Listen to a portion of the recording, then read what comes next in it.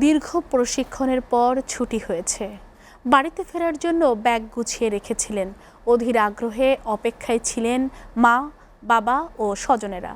ফিরলেন ঠিকই, তবে সাদা কাফন গায়ে জড়িয়ে। বলছি, বুধবার রাতে সচিবালয়ে আগুন নেভাতে গিয়ে ট্রাক চাপায় নিহত ফায়ার ফাইটার সোয়ানুজ্জামান নয়নের কথা। রংপুরের মিঠাপুকুর উপজেলার বড়বালা ইউনিয়নের গ্রামের বাড়িতে মরদেহ পৌঁছালে এক হৃদয় বিদারক দৃশ্যের অবতারণা হয়। শোকের মাতম বইছে নয়নের বাড়িসহ আশপাশে। রংপুর থেকে আশিকুর রহমান ডিফেন্সের প্রতিবেদন। এক মেয়ে ও এক ছেলে সন্তানের মধ্যে নয়ন ছিল সবার ছোট। বাবা মা ও বোনকে সুখে রাখতে এক বুক স্বপ্ন নিয়ে যোগ দিয়েছিলেন চাকুরিতে। স্বপ্ন পূরণের আগেই যেন সব ভেঙে চুরমার হয়ে গেল নয়নের অকাল মৃত্যুতে। সন্তানের মৃত্যু সংবাদ পাওয়ার পর থেকেই কাঁদতে কাঁদতে বারবার মূর্ছা যাচ্ছেন মা নার্গিস বেগম। সন্তান হারানোর ব্যথা সইতে না পেরে নিজের বুক চাপড়ে আহাজারি করে চলছেন তিনি। একমাত্র ছেলে সন্তানকে হারিয়ে শোকের মাতম বইছে পরিবারটিতে। সেই সাথে আত্মীয় স্বজন, পাড়া প্রতিবেশীরাও কাঁদছেন অবিরত। নয়ন খুব উচ্চ আকাঙ্ক্ষার লোক ছিল, ছেলে ছিল। সে মেট্রিক পরীক্ষা দিয়ে চাকরি নিল, তারপর আই পরীক্ষা দিল, কয়েকদিন আগে বি পরীক্ষা দিয়ে গেল। পেলে শ্রেণী থেকে মানে সর্বোচ্চ শিক্ষা ব্যবস্থাটা যতদূর পর্যন্ত আমরা একসঙ্গেই লাস্ট পরীক্ষাটাও একই বেঞ্চে দিছি।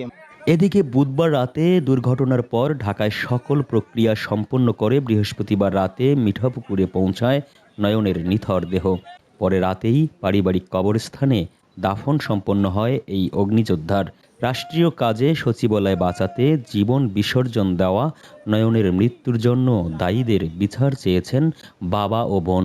সরান ডিগ্রি কলেজ থেকে ডিগ্রি পাস করছে। আমার বাবা হলো কৃষক। আমার বাবা সম্পদ সব বিক্রি করে আমার সব দিয়া করি করছে। ওখানে আগুন নিবেছে, কিন্তু আইনের লোকেরা কেন করে বাধা দেয়নি? ট্রাক কেন আসছে? ট্রাক কেন আমার ভাই চাপা মারি দিছে? আমরা যথেষ্ট বিশেষ চাই। আয় কর্ম করার ছেলে তো একটাই, আর তো আর কর্ম করার ইয়ে নেই। তার উপর অনেক আশা ভরসা ছিল আমার।